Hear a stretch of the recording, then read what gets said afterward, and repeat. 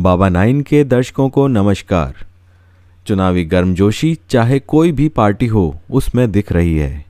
आज बाबा नाइन के रिपोर्टर को गुलाबी नगरी जयपुर में चुनावी माहौल देखने को मिला। जयपुर शहर राजस्थान की राजधानी है और यहाँ 19 विधानसभा सीटें हैं।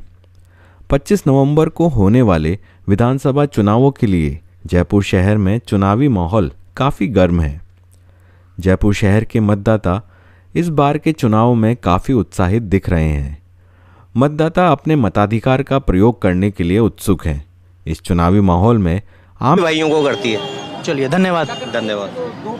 कई राजनीतिक दलों ने जयपुर शहर में अपने प्रचार अभियान को जोर शोर से किया है। कांग्रेस और भाजपा के नेताओं ने लगातार शहर के विभिन्न हिस्सों में जनसभाएं और रोड शो किए हैं। आइए जानते हैं कांग्रेस पार्टी के सदस्यों से कि उनके पिटारे में आम जनता के लिए क्या खास रहने वाला है।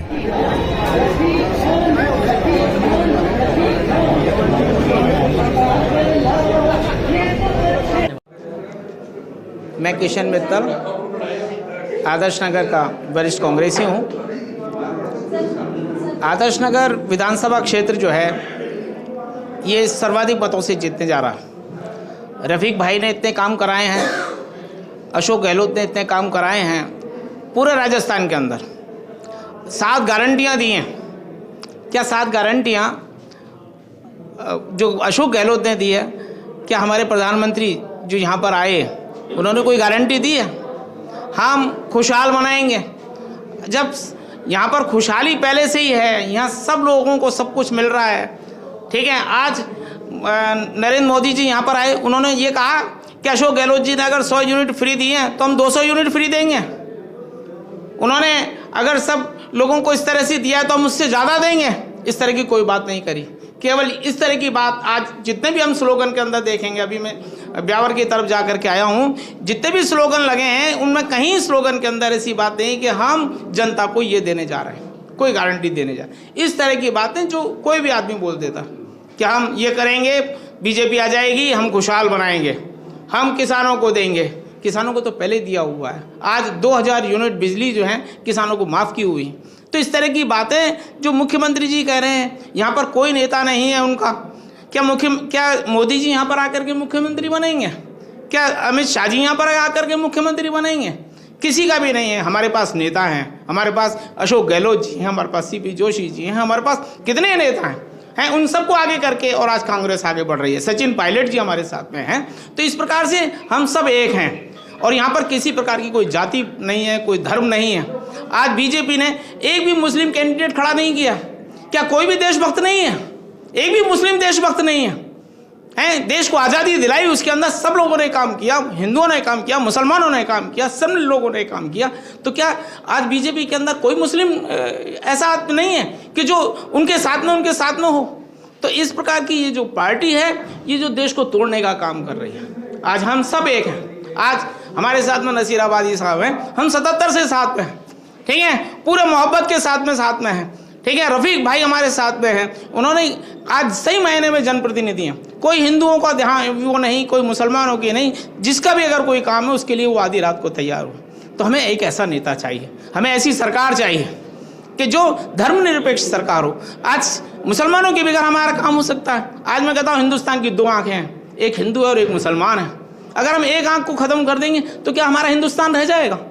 तो हमें इस प्रकार की बातें जो आज मोदी जी कर रहे हैं, हालांकि मैं तो बहुत छोटा हूँ, आज मोदी जी की क्या बराबरी करूँगा, वो प्रधानमंत्री हैं। लेकिन हम ये देखते हैं, हमारे सामने टीस आती है कि प्रधानमंत्री जी किस प्रकार की बातें करते हैं, किस प्रकार के भाषण देते हैं, किस प्रकार के भाषण।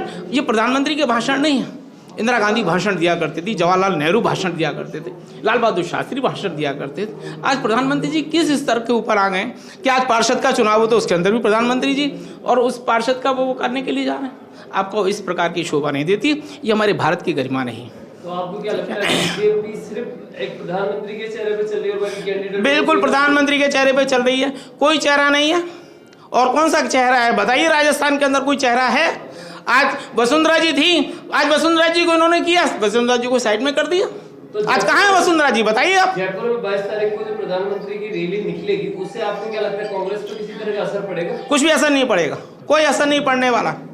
कोई प्रधानमंत्री जी यहाँ पर दे करके नहीं जाने वाले हैं। वो सब जानते हैं, ये सब जुमले हैं कि 15 लाख रुपए देंगे। आज तक 15 लाख रुपए आए?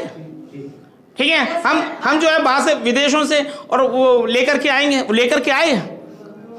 तो इस प्रकार से क्या करना है? आप केवल भाषणों से चलाते हैं। आज अब मैं प्रधानमंत्री जी की बात कहता हूँ, मेरे को नहीं कहनी चाहिए। प्रधानमंत्री जी की मदर की डेथ हुई, ठीक है, सारा देश उनके साथ था कि उनकी मदर की डेथ हुई है, और वो एक जो है हरी झंडी दिखाने के लिए, रेल को करने के लिए चले गए। अभी तो भाई सूतक लगे हुए हैं आपके यहाँ। आपकी तो माता जी की जो अर्थी है उसके अंदर वो आग भी ठंडी नहीं हुई है, घंटा पर भी नहीं हुआ है, और आप वो कर रहे हैं। आप अमित शाह को भेज देते, आप राजनाथ सिंह जी को भेज देते, आप खुद ही जाने के लिए जा रहे हैं, यानी आपके अलावा कोई और आदमी नहीं है। इस प्रकार की आप कर रहे हैं। तो आपको क्या लगता है, ये प्रधानमंत्री नरेंद्र मोदी जो सिर्फ एक बीजेपी का ब्रांड एम्बेसडर है, या ये कुछ नहीं है? ये हमारे देश का दुर्भाग्य है, ये हमारे देश का दुर्भाग्य है कि आज हमारे पास में ऐसे प्रधानमंत्री, ऐसे प्रधानमंत्रियों की नहीं है। देशभक्ति चाहिए। देखिए, धर्म के ऊपर राजनीति, धर्म की बात नहीं कर रही मैं आपसे, ये जो गुंडागर्दी वगैरह चल रही है और बच्चों के साथ में बलात्कार हो रहा है, इस चीज के लिए देखिए वो गलत हो रहा है। अगर हाँ, वो सब बेटियां बराबर हैं, सब बहन बेटियां बराबर। हाँ, बिल्कुल रोक लेनी चाहिए। उसके लिए यह है कि हमारा कानून बहुत अच्छा होना चाहिए। ठीक है, आज क्या होता है, कोर्ट के अंदर जाते हैं, 10-10 साल तक, 20-20 साल तक केस चलते हैं। क्यों चलते हैं? ठीक है, वो नहीं होकर, लेकिन उसके अंदर मैं ये भी कहना चाहता हूँ कि आज योगी जी ने मान ली किया, किसी ने कोई अपराध किया, आपने अपराध किया, आपने उसका मकान ढहा दिया, उसके बच्चों का, उसकी बीवियों का क्या कसूर था, उसके रिश्तेदारों का क्या कसूर था? ठीक है, आप उसको सजा दीजिए, कानून को अपने हाथ में मत लीजिए। आपने क्या किया, कानून को अपने हाथ में ले लिया, कानून को हाथ में नहीं लेना।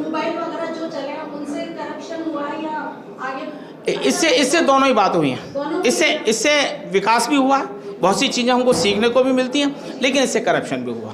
इसमें जो वीडियोस आते हैं, जो वो सब चीज़ें आती हैं जिसको नहीं देखना चाहिए, हमारे बच्चे भी देखते हैं, ठीक है, वो सब चीज़ें, उसके ऊपर बैन लगना चाहिए। ठीक है ना, वो सब होना चाहिए। खान जी के दोबारा अगर जीतते हैं तो किस तरह का विकास करेंगे? देखिए, राजस्थान के अंदर जीतेंगे, 100% जीतेंगे। ठीक है, हमारी सीट जो है 120 से 130 सीटें हमारी इसके अंदर आएंगी और हम जीतेंगे। और इसको पूरे देश के अंदर, आज आप देखिए 25 लाख की बीमा की बात करी, किसी राज्य ने करी? ठीक है, पहले वो निःशुल्क दवाओं का चलता था, केजरीवाल जी भी आए यहाँ से, दूसरे भी लोग आए यहाँ पर, देखा कि राजस्थान में किस प्रकार की योजनाएं चल रही हैं और उसको वो लागू नहीं कर पाए। आज अशोक गहलोत जी ने वो करके दिखाया, 25 लाख के कर दिया। आज आप देखिए, हमारे यहाँ का जो आदमी है, पहले अमेरिका के अंदर इलाज कराने के लिए जाता था, आज स्थिति ये, अमेरिका का आदमी यहाँ SMS के अंदर इलाज कराने के लिए आ रहा है, फ्री के अंदर इलाज हो रहा है उसका, कम पैसे के अंदर इलाज हो। तो ये सब चीज़ें कहाँ हैं? और मुझे ये बताएंगे, आपके जो ये अभी मर्डर हुआ, कन्हैया लाल जी का मर्डर हुआ, उनको 50 लाख रुपए देने के लिए आप लोगों ने बोला कि भाई हम उनको 50 लाख, ऐसे मर्डर हो रहे हैं, दूसरे के लिए है पैसा, उनके लिए नहीं है। देखिए, ऐसा नहीं है, ऐसा नहीं है, वो एक परिस्थितियाँ होती हैं।